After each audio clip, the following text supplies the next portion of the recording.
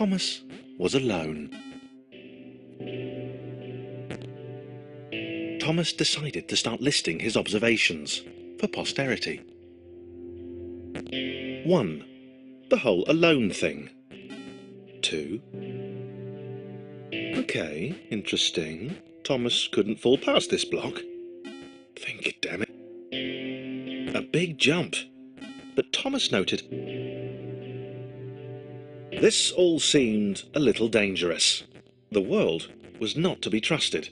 It was unstable, and it seemed to Thomas that it could let... Thomas wondered whether the portals were actually taking him anywhere. He felt like he was making progress, but it might have been paranoia again. But Thomas could have sworn the world was becoming more complicated. It always seemed to be one step ahead of his skills. It had been designed. Something about the boiling, toxic, glowing water intimidated Thomas. He didn't like it. The loneliness was getting to Thomas. No amount of observation or obsessive note-taking could combat that.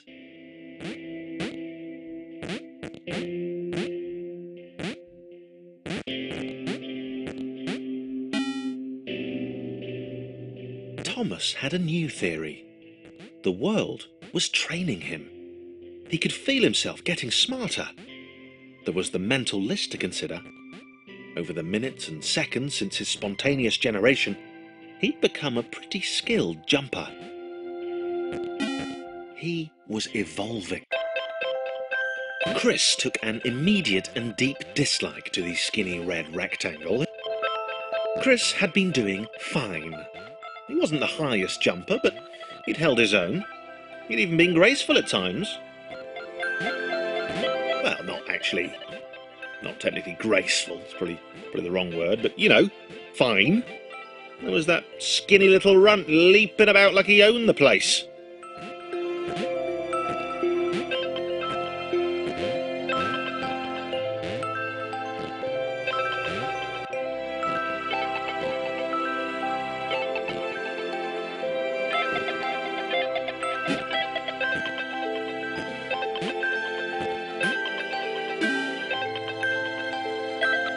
Okay, this was more like it.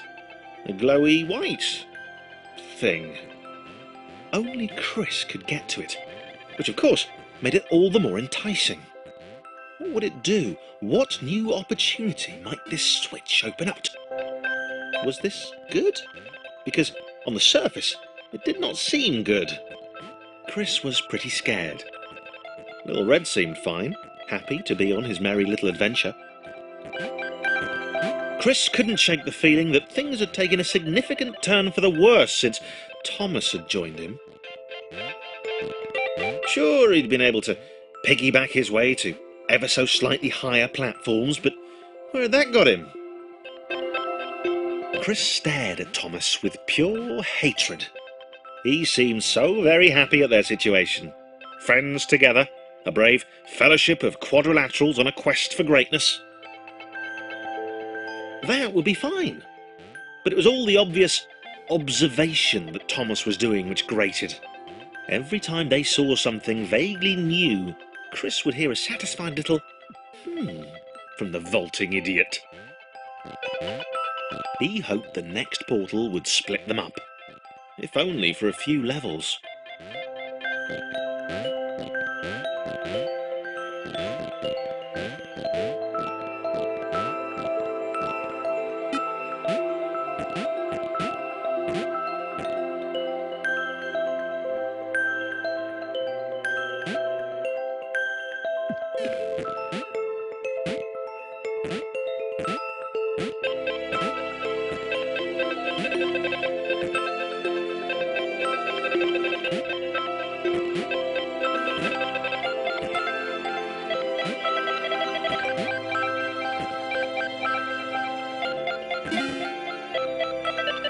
John knew.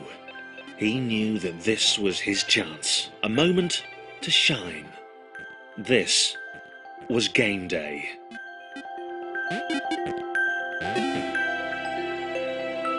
This would not do. John needed room to show off his exceptional skills.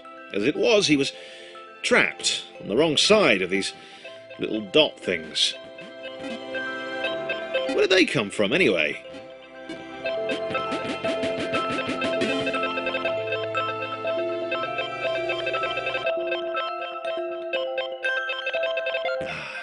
John inhaled the air of the open space, and it smelled of awesome. Time to flex those muscles, to put his training to use, time to show those little dots how it was done. John decided to press the switch, to let the little dots catch up with him. John cared for his new allies. You could tell from the sympathetic expression he'd practiced in the mirror all these years.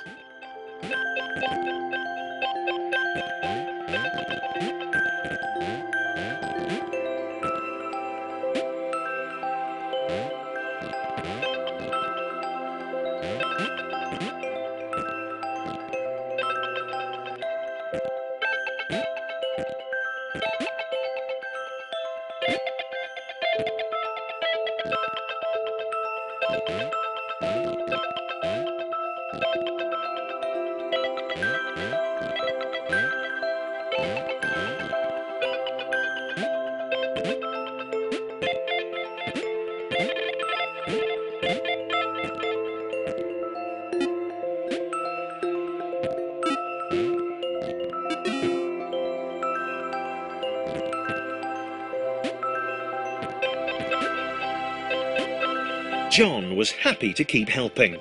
He felt it was important to his image that he was seen to help the little guys.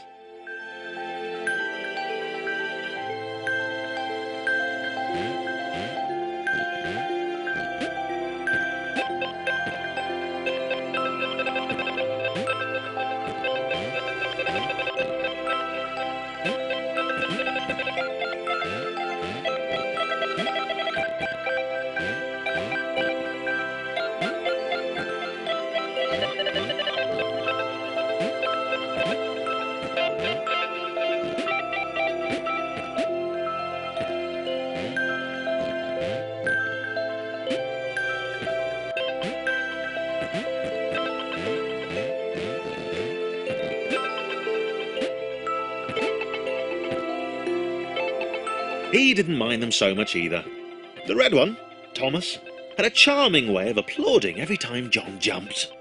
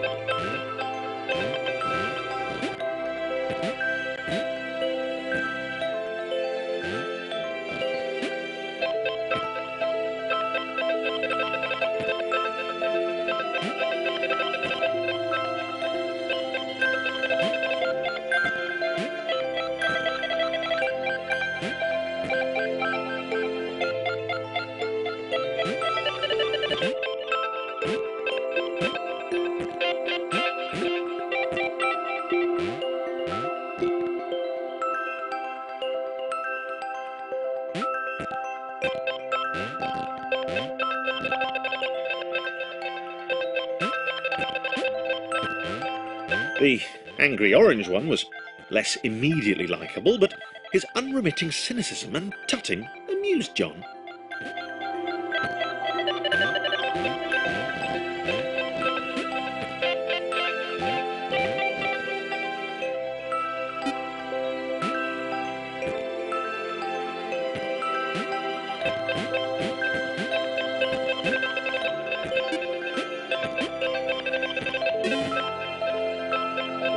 This was interesting.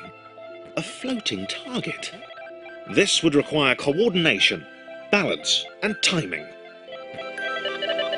John was sure the dots would be lost, but he was happy to guide them to triumph.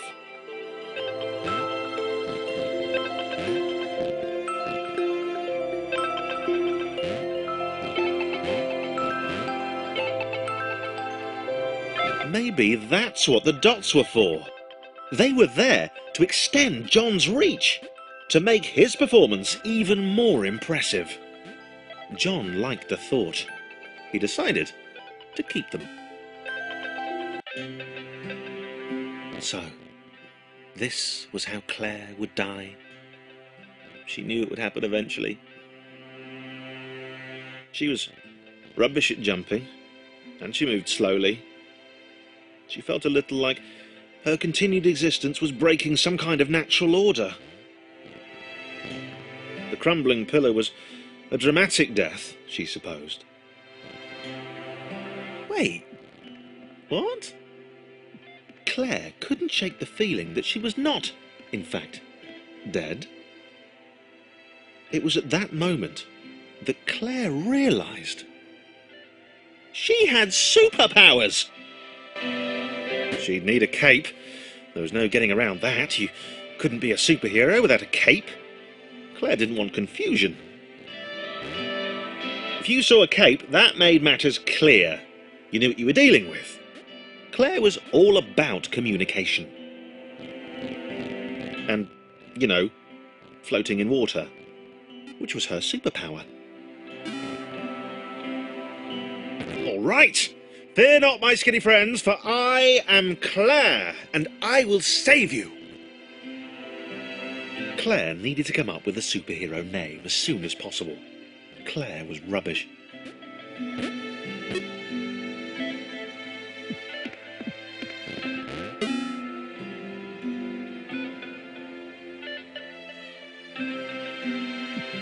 Claire arrived just in time, which was, of course, the perfect moment for superheroes to arrive.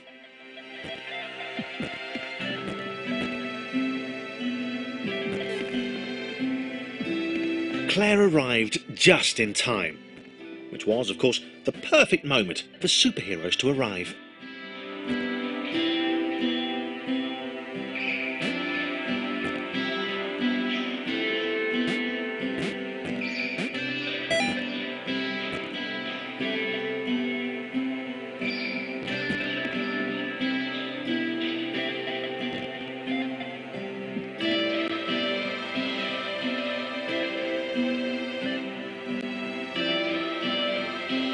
As the water began to rise, Claire vowed to save this little rectangle in as many restarts as it took.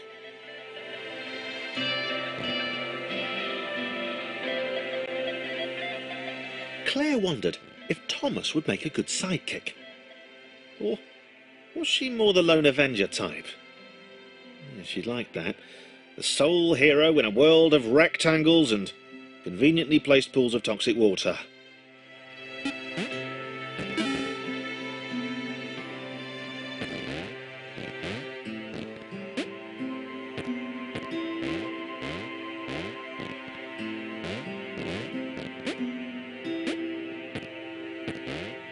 The others told Claire that staircases were a bit of a fixture here. Claire wondered why the world made it so difficult.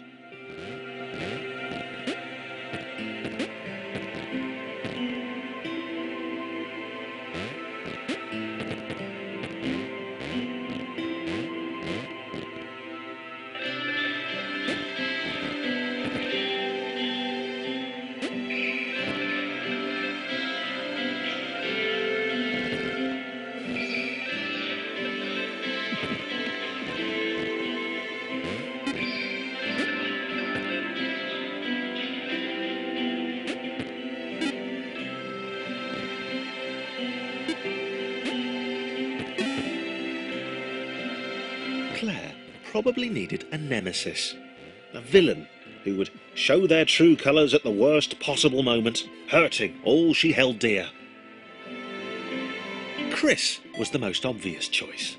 He seemed stroppy enough, and his jump was so pathetic that it conveniently avoided Claire's insecurities. Yes, Chris. Diabolical Chris. The fiendish Christopher.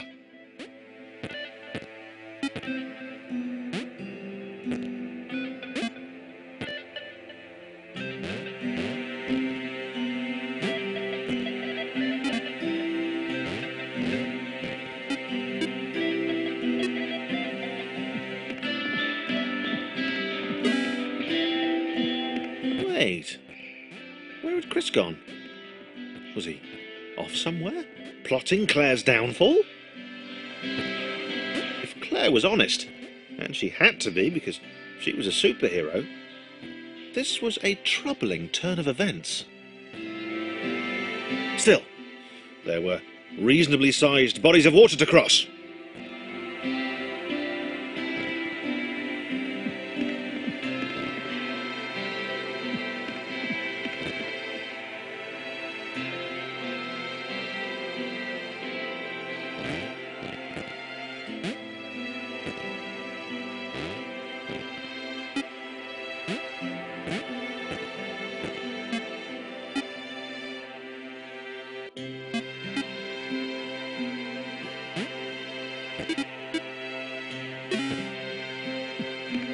Moving platforms over water, eh? Claire's newly heightened senses told her that there were multiple paths across with various possible configurations of the little posse. They were doing really well. Claire hoped she could get them all across. John was fully aware he could do this alone. Thomas hoped he'd never have to.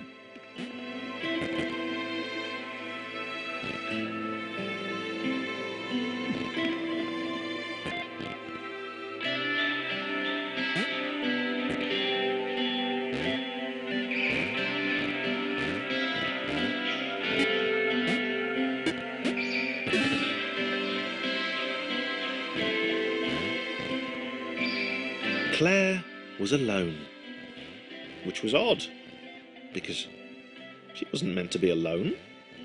She needed to be where there were rectangles to save. Being the only superhero in a given space kind of defeats the object. Spikes? That was new. Claire avoided them. She decided they were most likely her kryptonite. Not the rubbish red kryptonite either, the proper radioactive green stuff.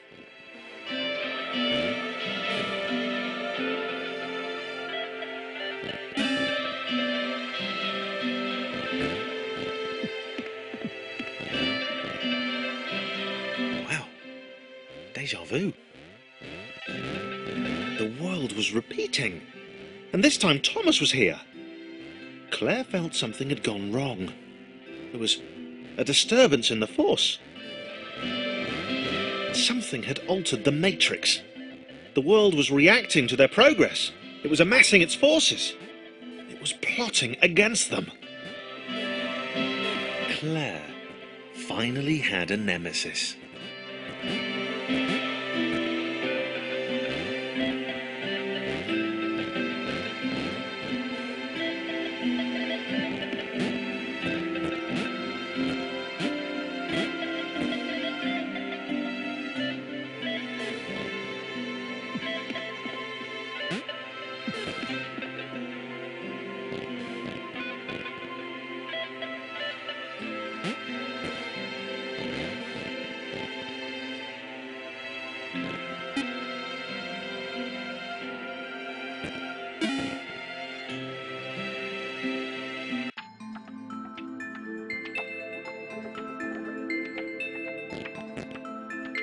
Laura was pleased this one was behind a wall. Maybe he'd never know what she could do. Maybe they could just have a conversation.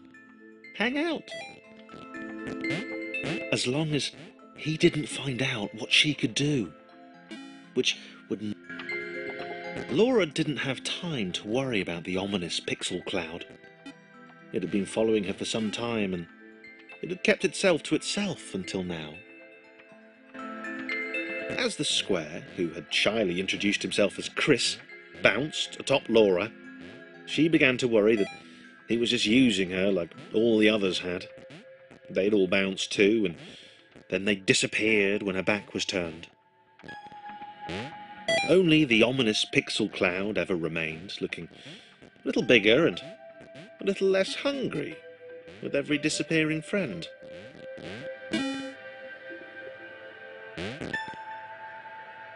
With every bounce, Laura found herself less and less irritated by Chris. She started to miss him when he wasn't there. on another platform or something.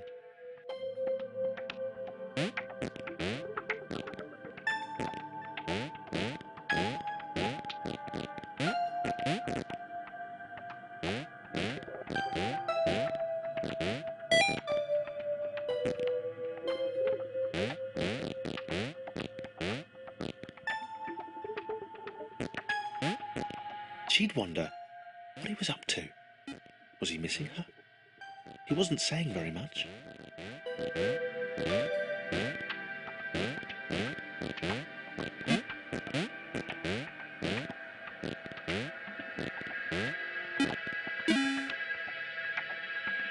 Chris was in love. She was perfect. He had to tell her so. At some point, he would definitely tell her. Probably best to wait for a moment the large, ominous pixel cloud wasn't about, though. Yeah, probably best to wait.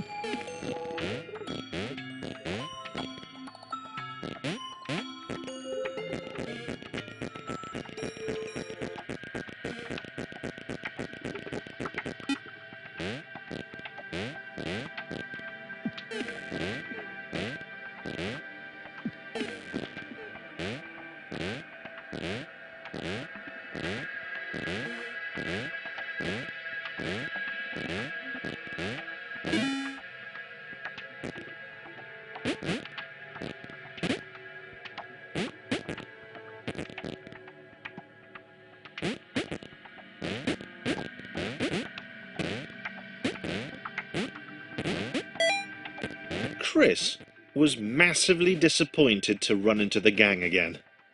He'd enjoyed the alone time with his new girlfriend.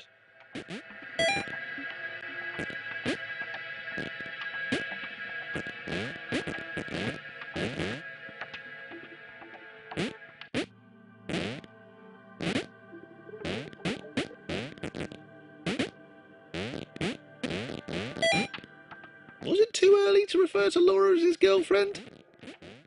Only if I say it out loud, he told himself. He didn't want to scare her off.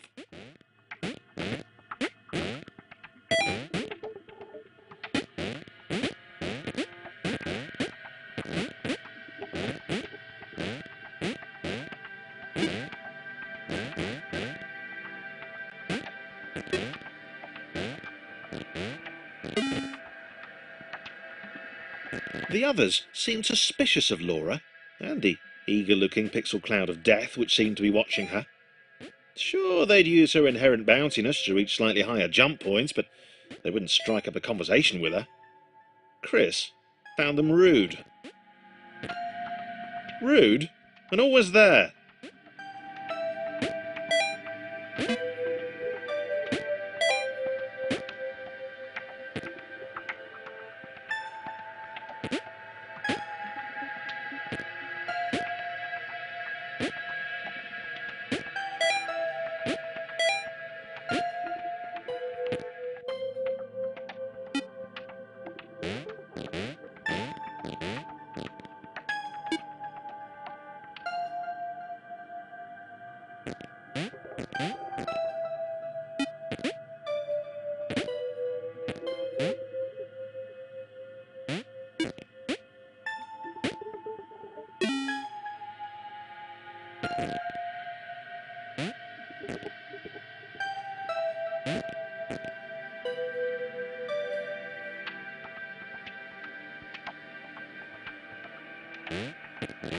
The others wouldn't drop it.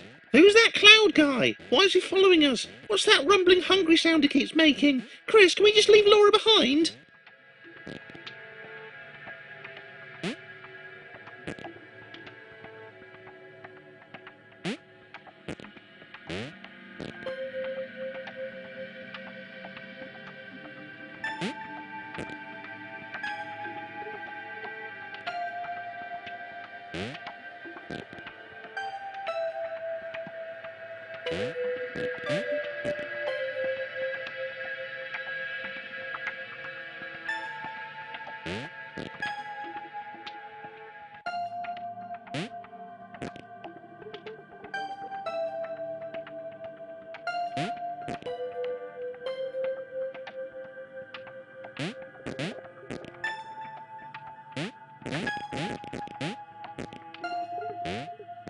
Rude.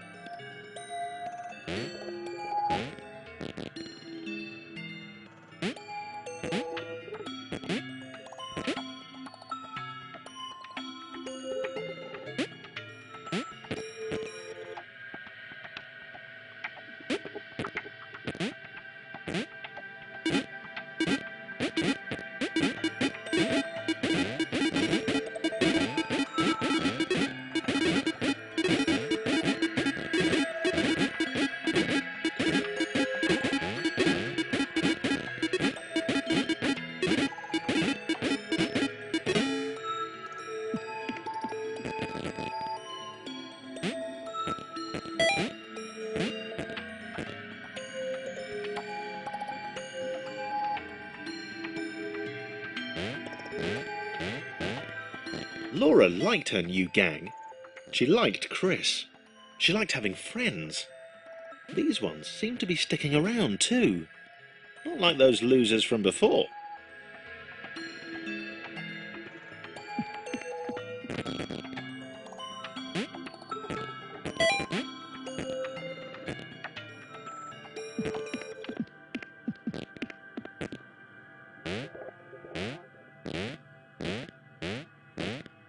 Laura liked her new gang. She liked Chris. She liked having friends. These ones seemed to be sticking around too. Not like those losers from before.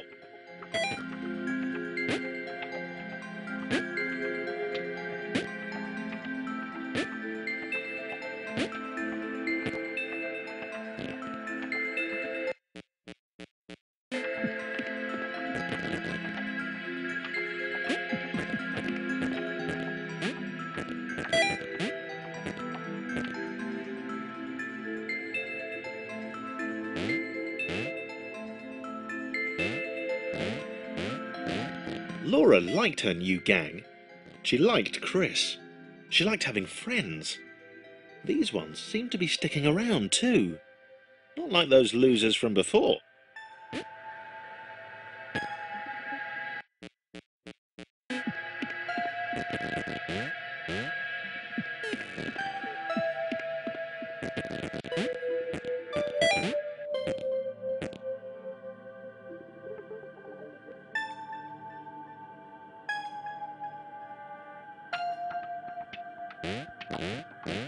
Laura liked her new gang. She liked Chris. She liked having friends. These ones seemed to be sticking around.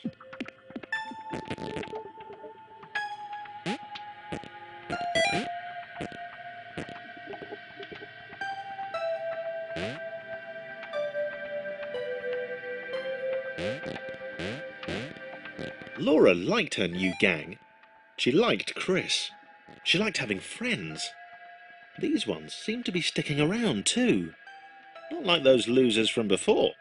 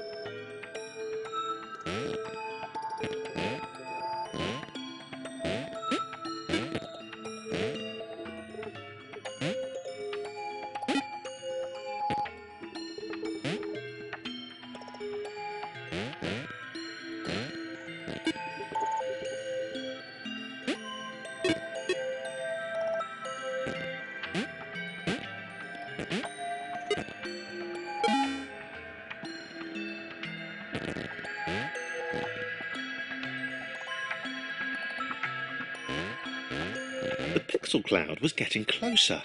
It was spending more The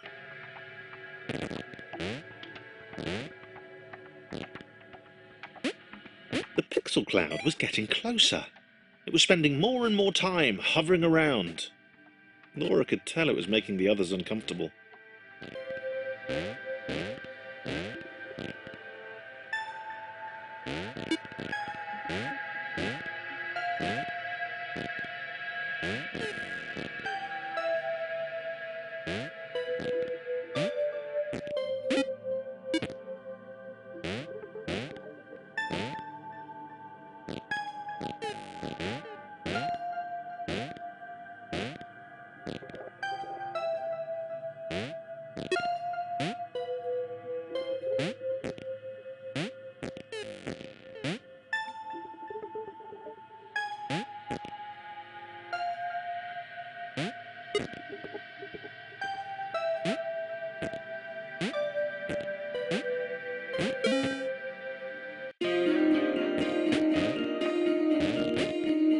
Thomas did not like the cloud. He'd long since stopped listing his observations, but he instinctively observed that this thing was bad. And he'd been right about the water.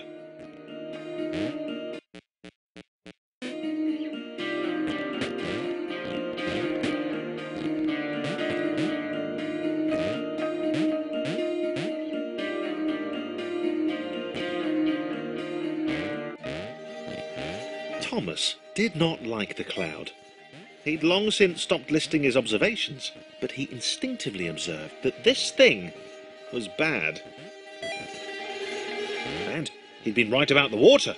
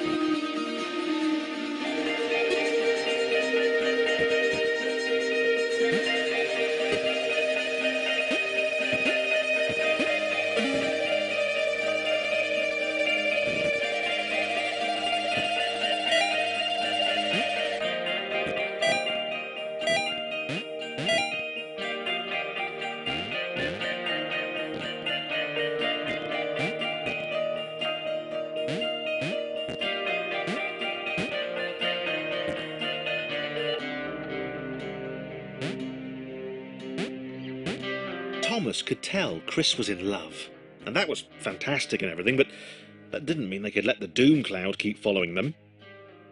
Thomas was going to put his foot down once they got to the next level.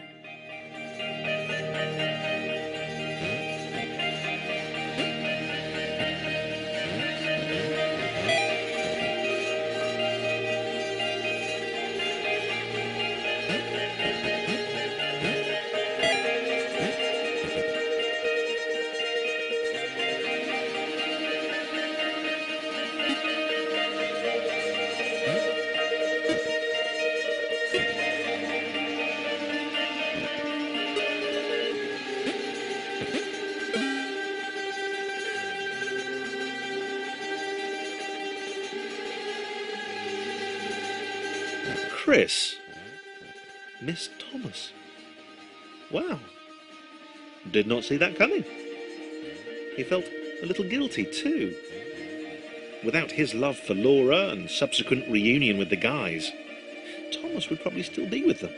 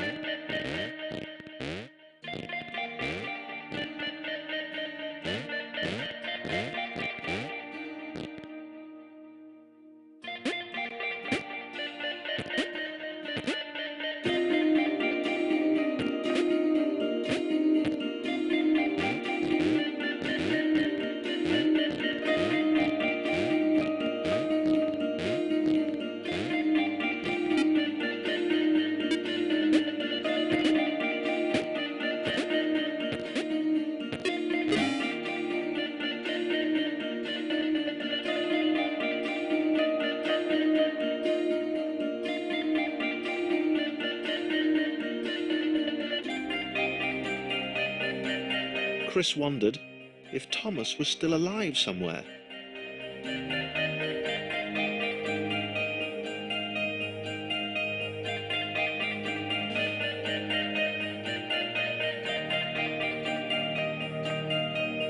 He wasn't going to go looking for him, but he did wonder, and that showed character.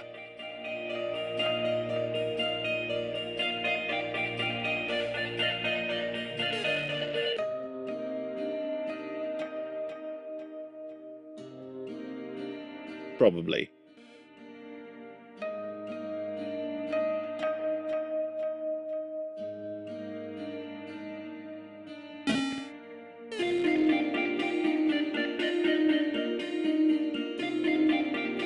Maybe the others hadn't abandoned Laura all that time ago. It began to dawn on her that she might not be the tragic victim she'd always assumed.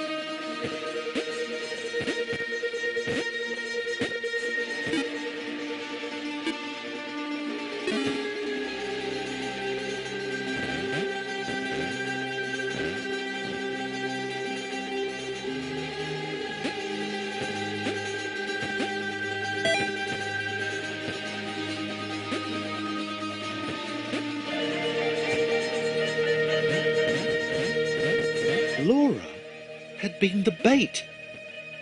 She had a hunch that she wasn't needed anymore.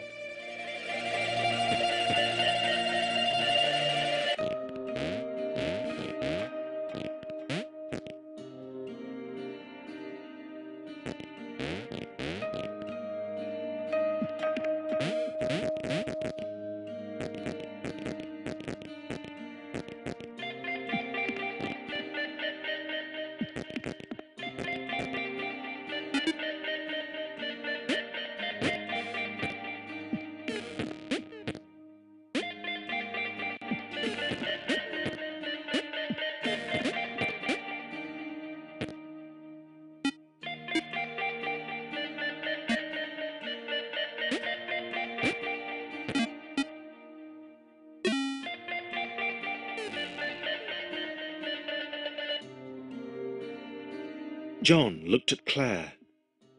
It was just them now. She muttered something under her breath about a vow of vengeance. He didn't see the point. Fighting that thing seemed to be a pretty futile idea.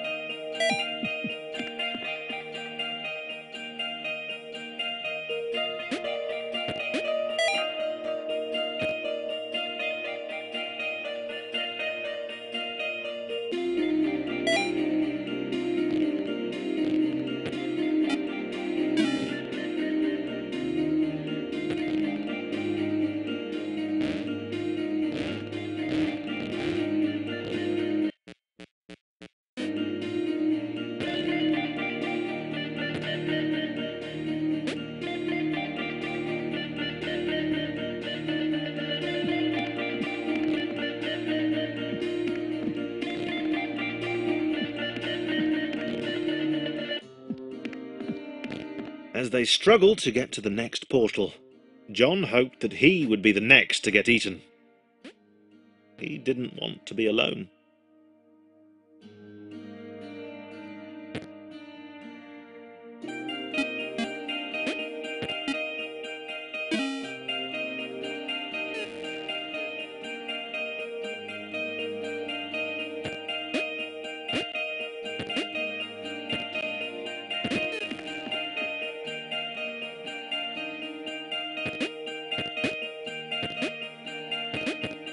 For the first time in a while, John didn't have an audience.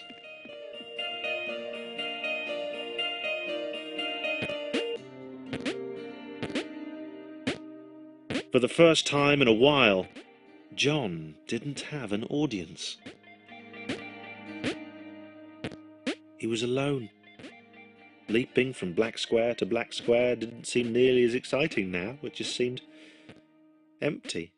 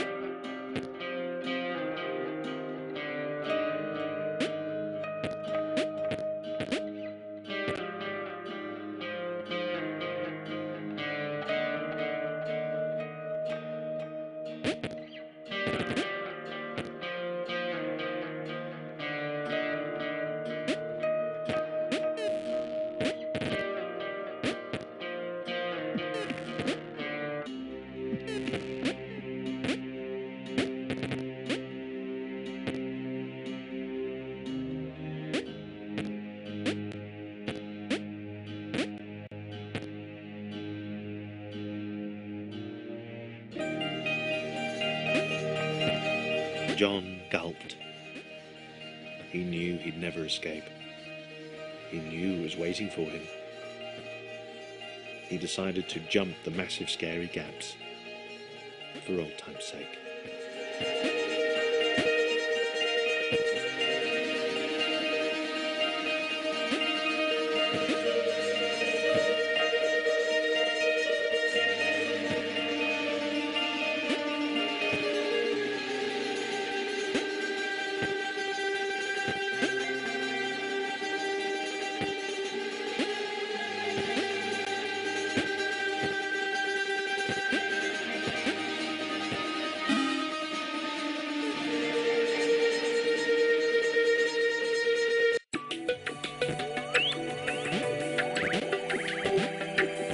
James had always been different. And not different in that kooky, OMG, you've totally got to meet my mate James, he's literally insane kind of way.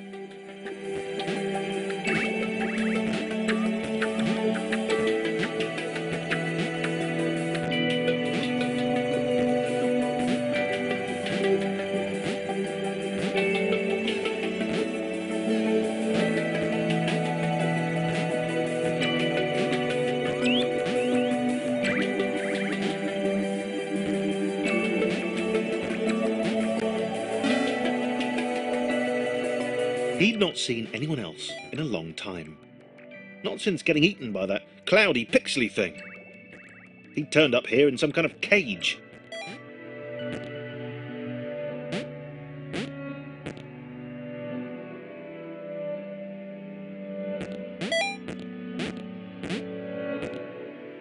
He'd gotten out, but it had taken a long time.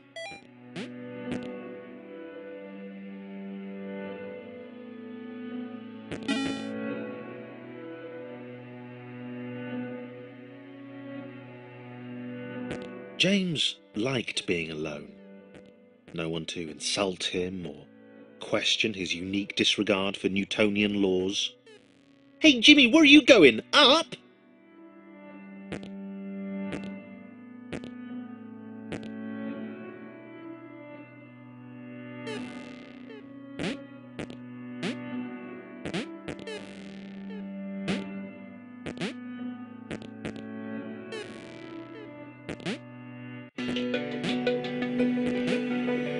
Idiots.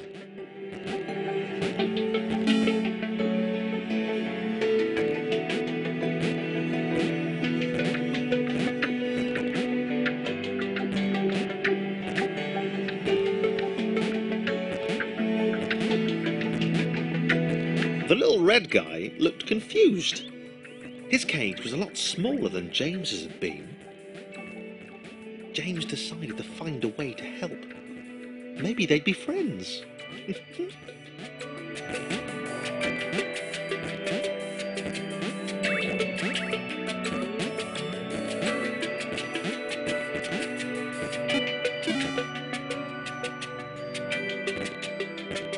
Thomas had no idea why he was here. One minute he was with his friends, the next he was being freed from a cage by a green guy with a nervous laugh. He knew he had to get back to them. His turquoise hero seemed uncomfortable. Thomas imagined he'd feel the same way if he fell upwards all the time. If he didn't know better, he'd have thought James didn't want to meet everyone.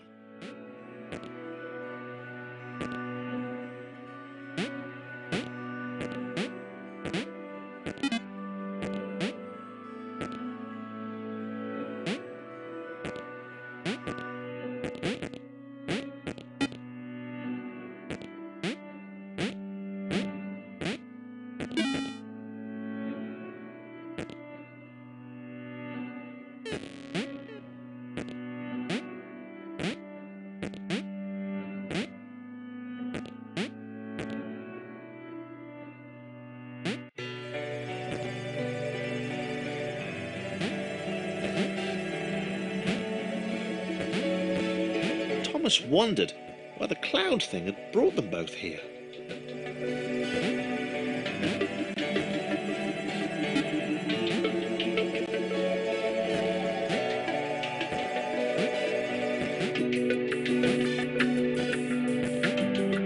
This was working.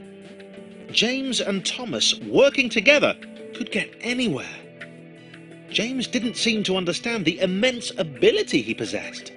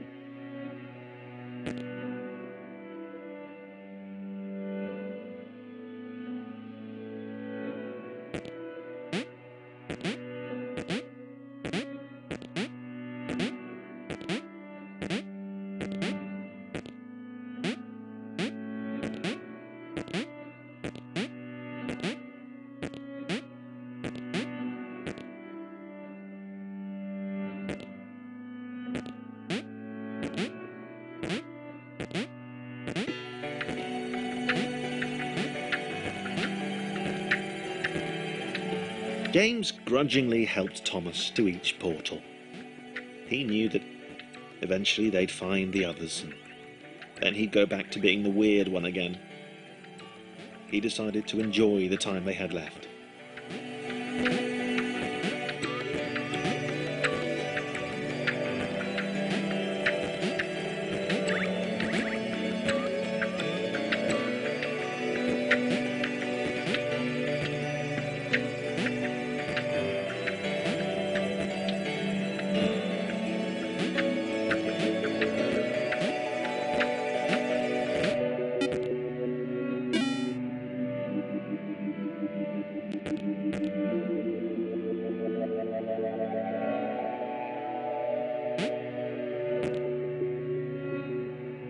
Why did Thomas even want to spend time with James?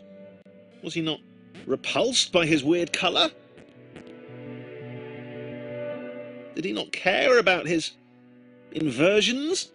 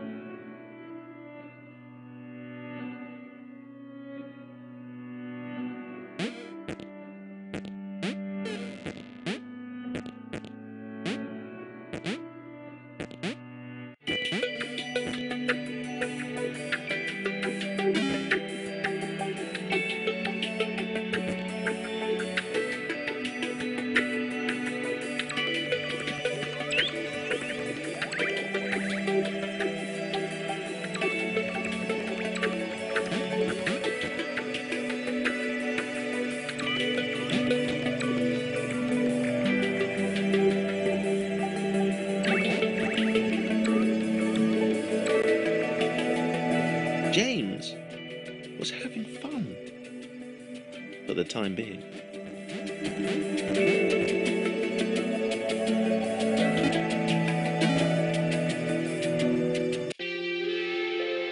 Sarah leaned her wizened head back and laughed.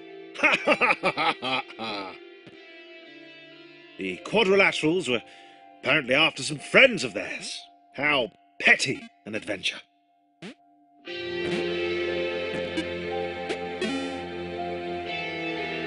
She spoke in terms she could only hope they might understand, of the fountain of wisdom, the channel through which all data flowed.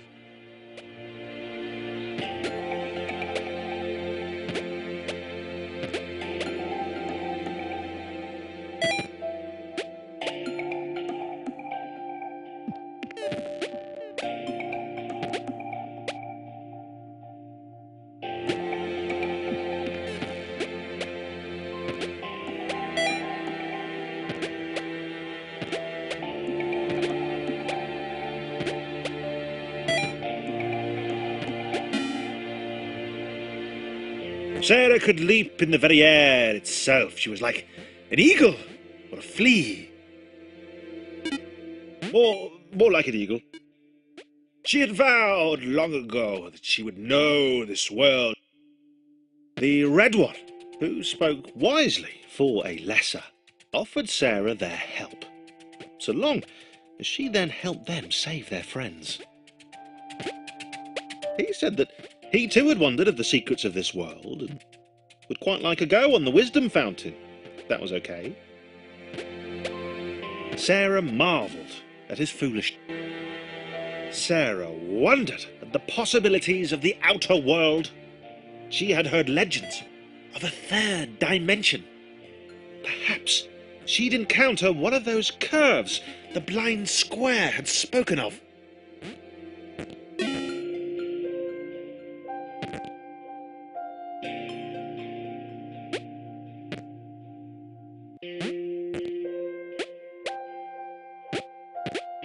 A single jump each?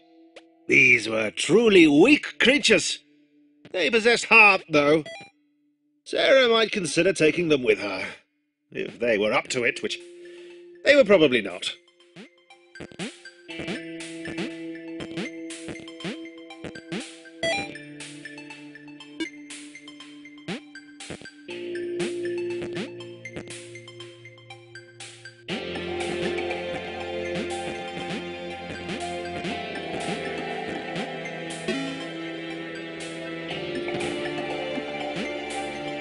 They were close.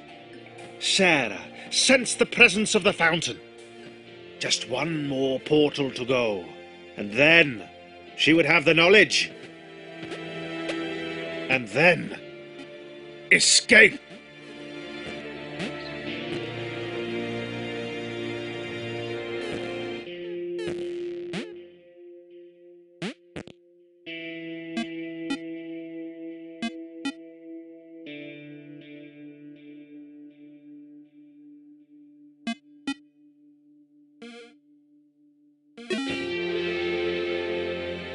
Thomas looked at the glowing beam.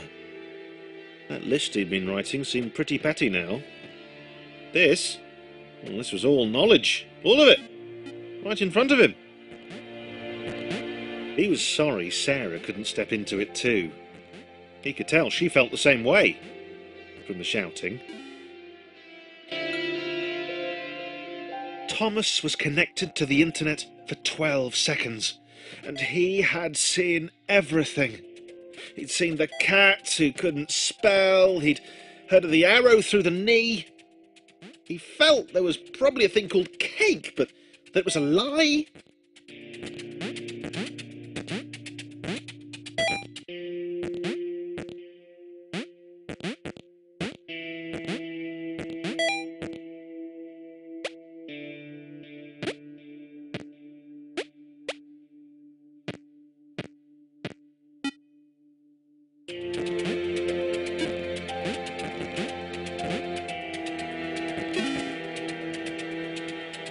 Thomas knew where they were. He knew what they had to do. He hoped the others would understand. They were just beyond the next portal.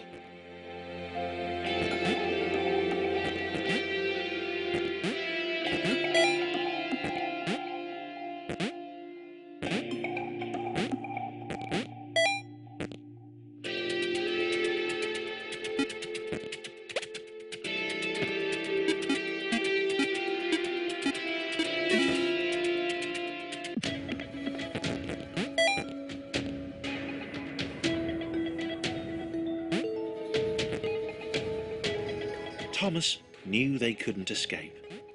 They'd been trapped permanently from the moment the clouds ate them. He explained this to the others. It was impossible to gauge their reaction. After all, they were just rectangles.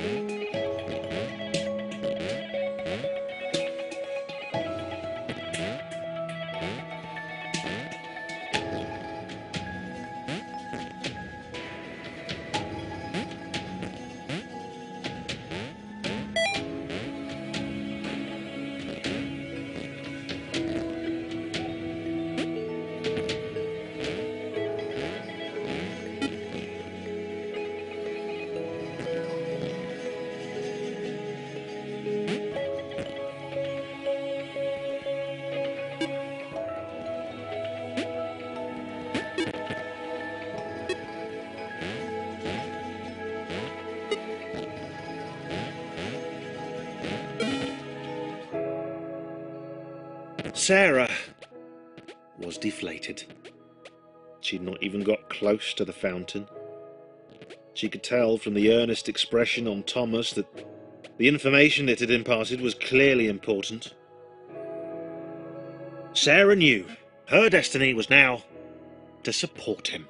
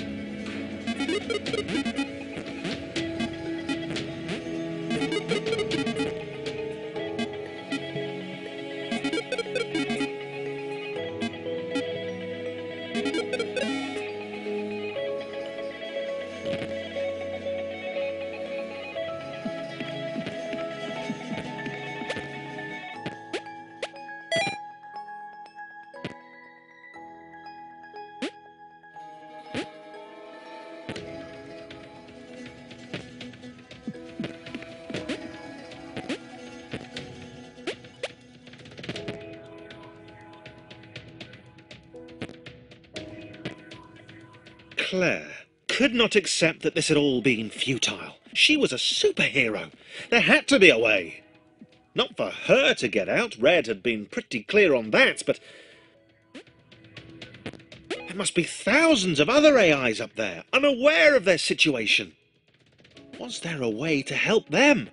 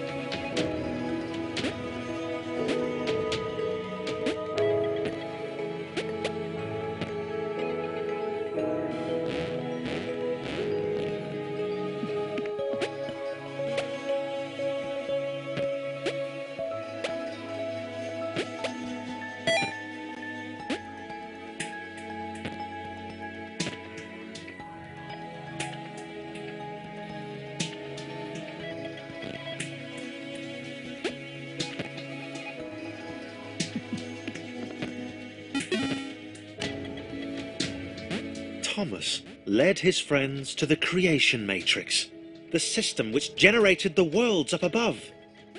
He had a plan. They were going to redesign the world. That's what the humans did. They changed the world to suit them. Why couldn't they do the same?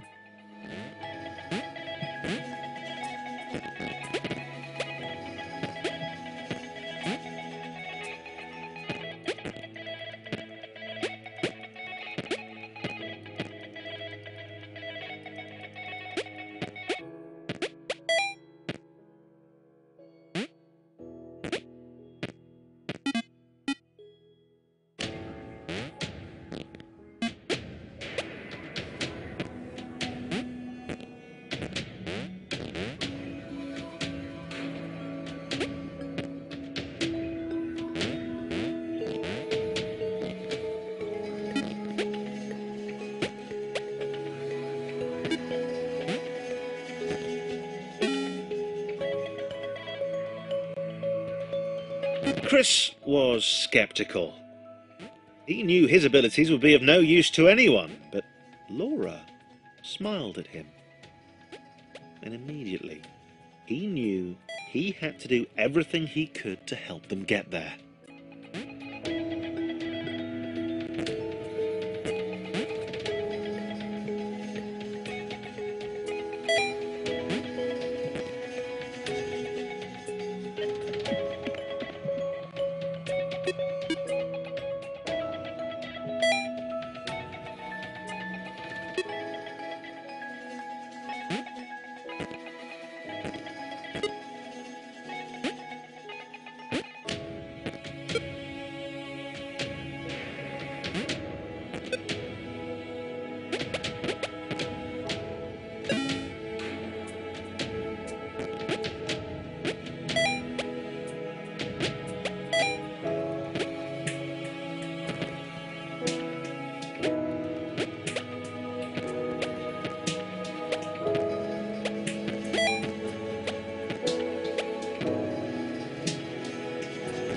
Laura had been born special.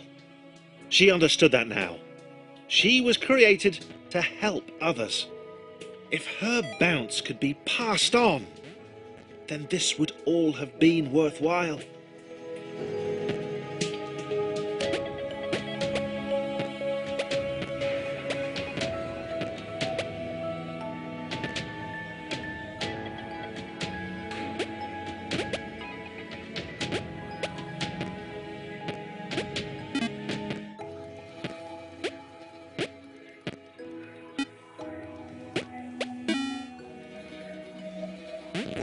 Thomas liked the idea of being an architect. He wanted to modify the world to help others. He was sick of these contrived spaces, these intentionally obtuse paths and puzzles.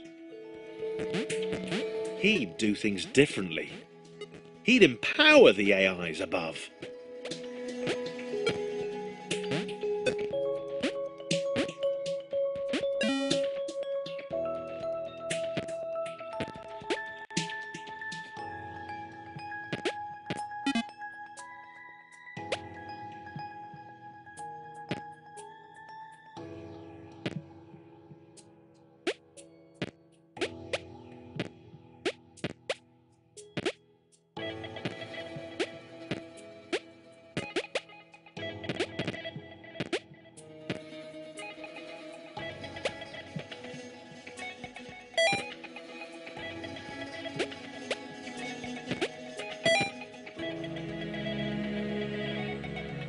John's massive jumps were dwarfed by Sarah.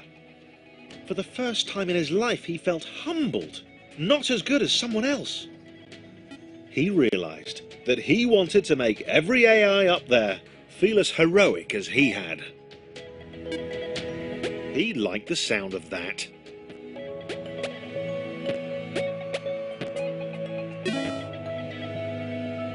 James still felt weird, but he realised now that everyone else was too. They were a crew of weirdos. Weirdness that would save all the normals up above. The other AIs would escape and it would all be down to 7 rectangles with very different relationships to gravity.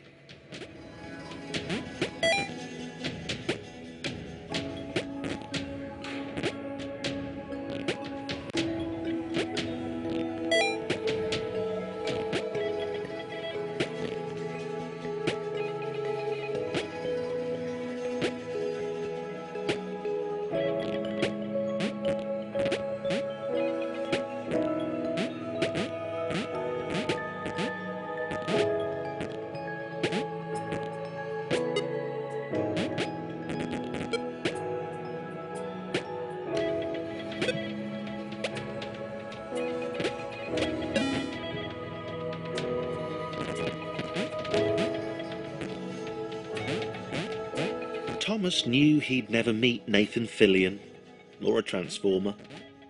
He'd never get to visit Gotham City or eat at movies. It didn't matter.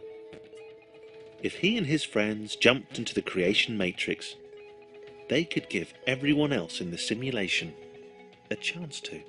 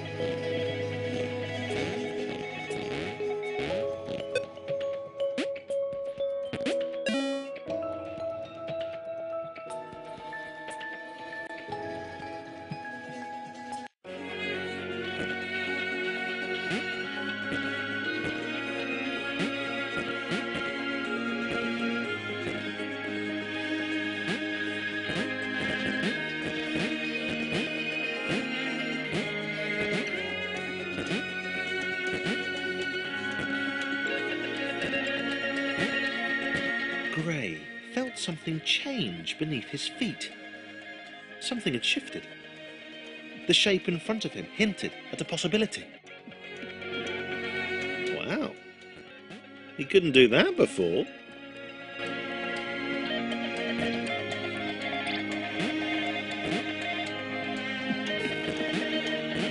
Joe was happy.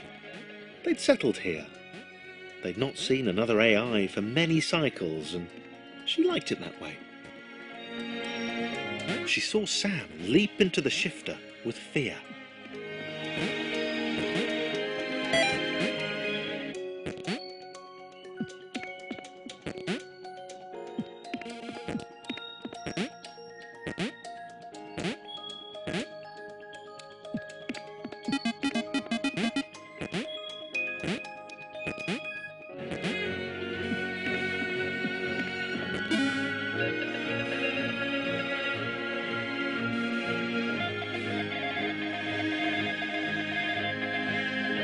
Gray couldn't work it out. Why was the world letting him do this? It was dumb. It was awesome, obviously, but why? They seemed to be leading him up, and to the right.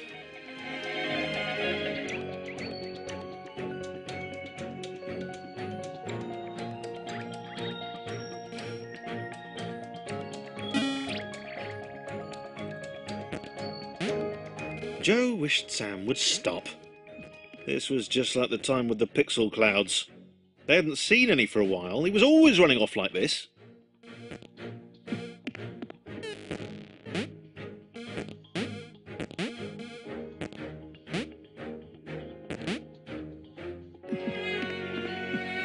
Sam was sorry, and he tried to calm Joe down. He couldn't explain why he felt this way. He just knew that there was somewhere else he should be.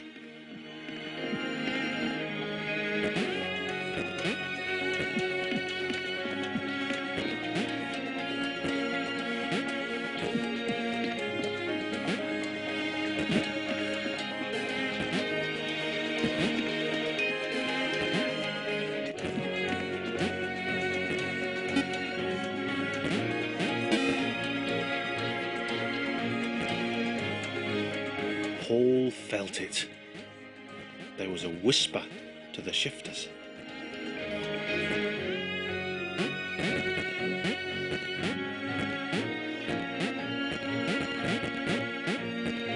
They had not occurred randomly.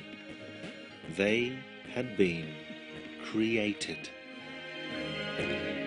He set off.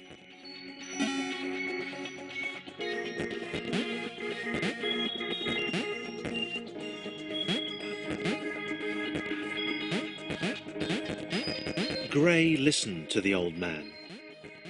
The shifters had been placed in the world by the architects, AIs who sacrificed themselves to fuel their escape.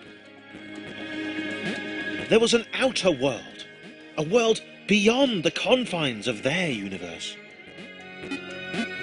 Up and to the right.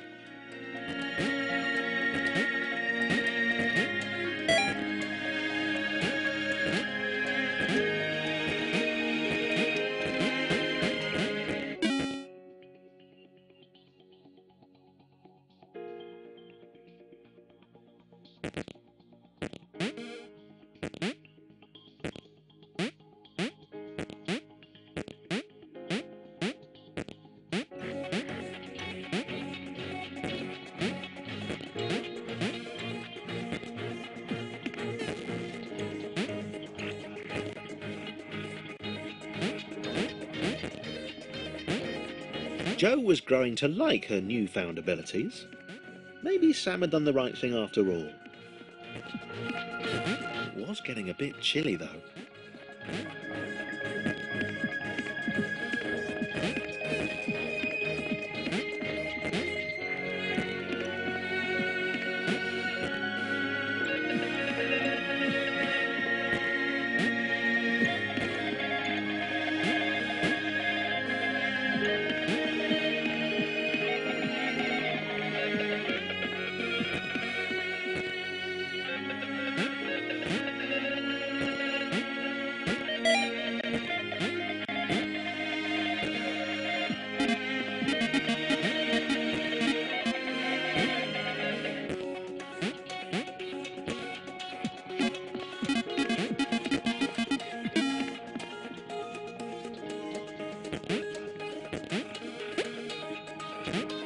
Grey had left the old man behind.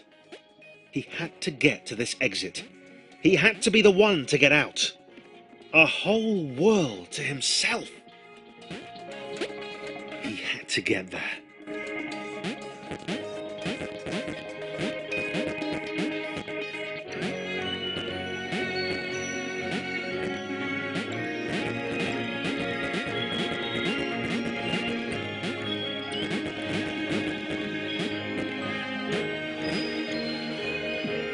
Paul cursed Grey. He should never have told him. He had to get to the other AIs of the world, warn them about Grey. Stop him.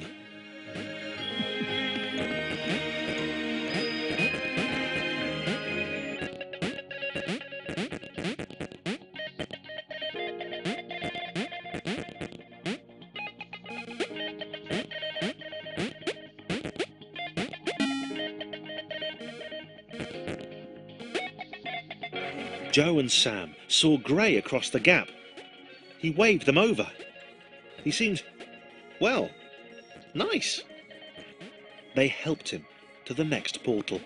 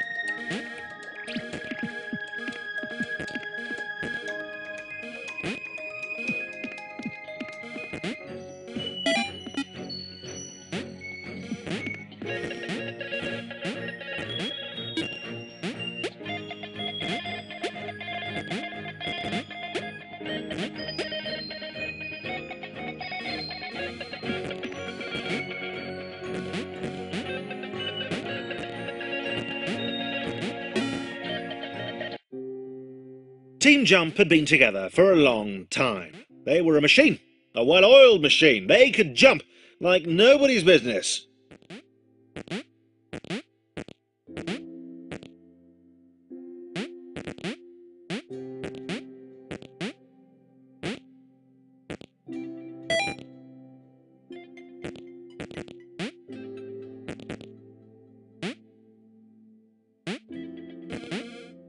They thought as one, they acted as one.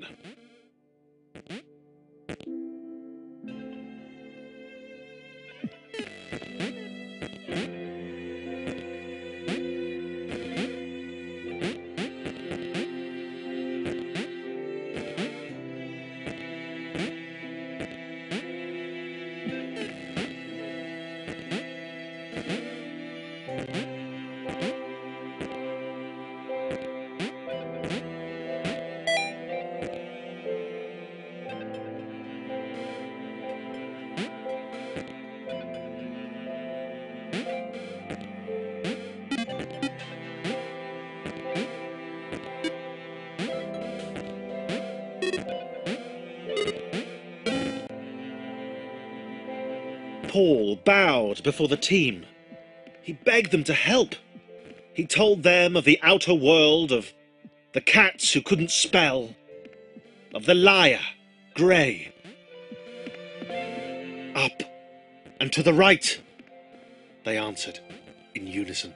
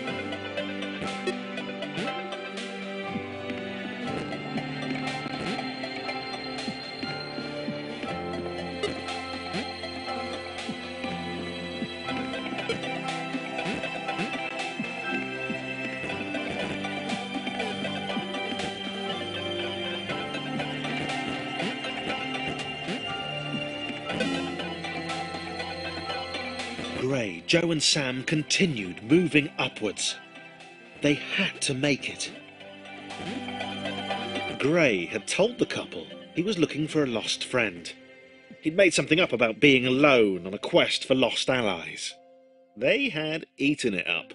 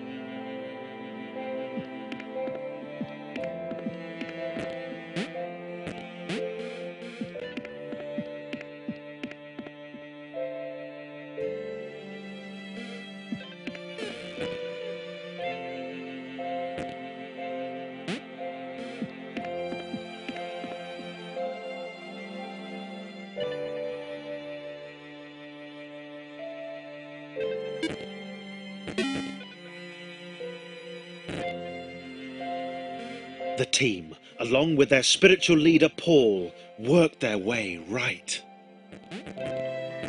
Team Jump were proud of their progress. They'd obliterated all challenges in their path. Yeah, they'd heard of individuals getting stuck on staircases or stepping stones. This did not happen to Team Jump.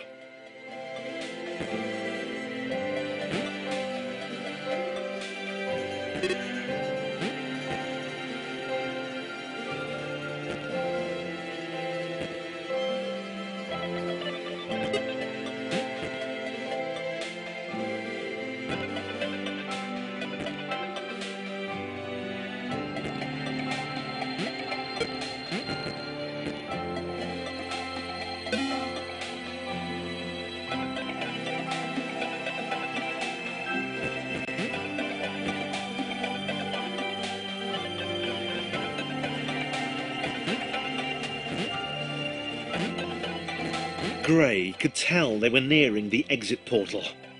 He smiled to himself, trying to work out the easiest way of dispensing with his allies when the time came.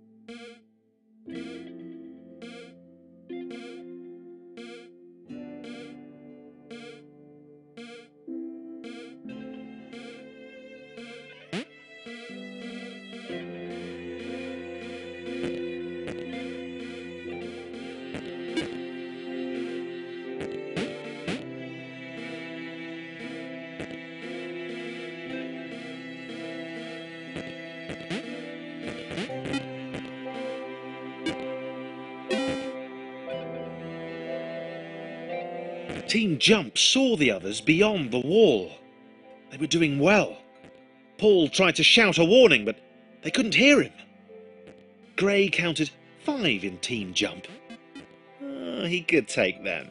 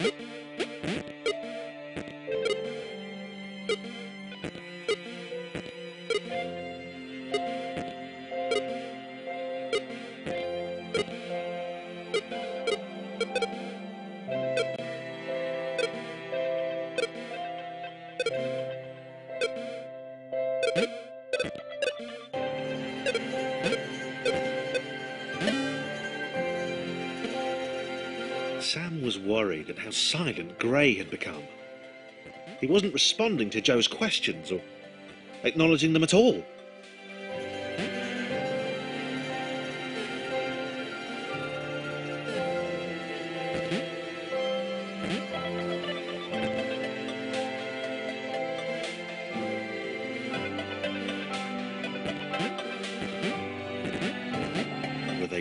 really trying to save his friends?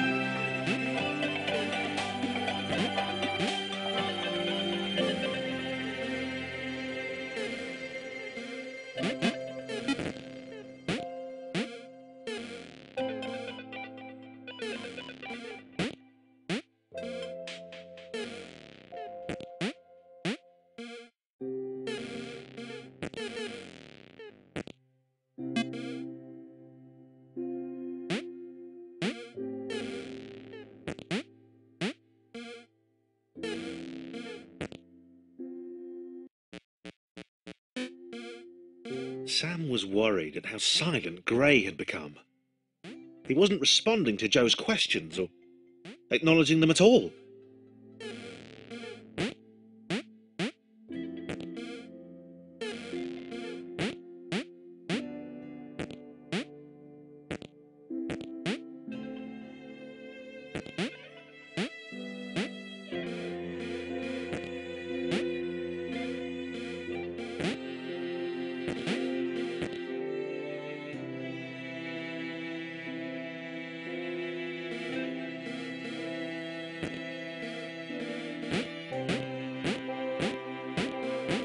Were they really trying to save his friends?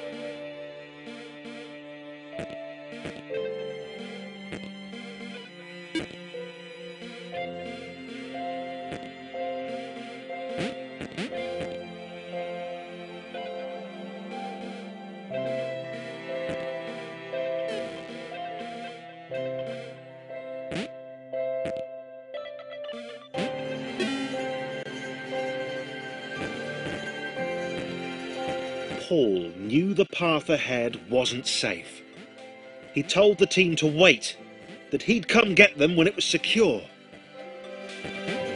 Gray had to be stopped, whatever the cost.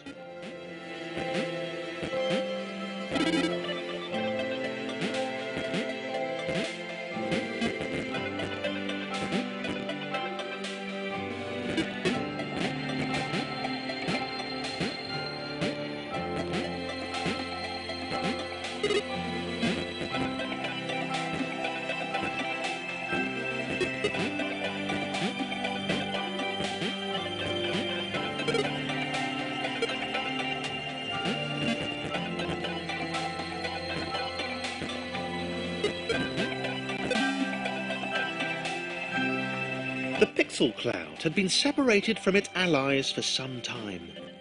She'd not heard the order to retreat. She was shocked by the appearance of the 4 aberrations below. The old one seemed to be leading the liar to an outcropping. It was within her reach. She could remove them both. The couple could wait. They weren't going anywhere.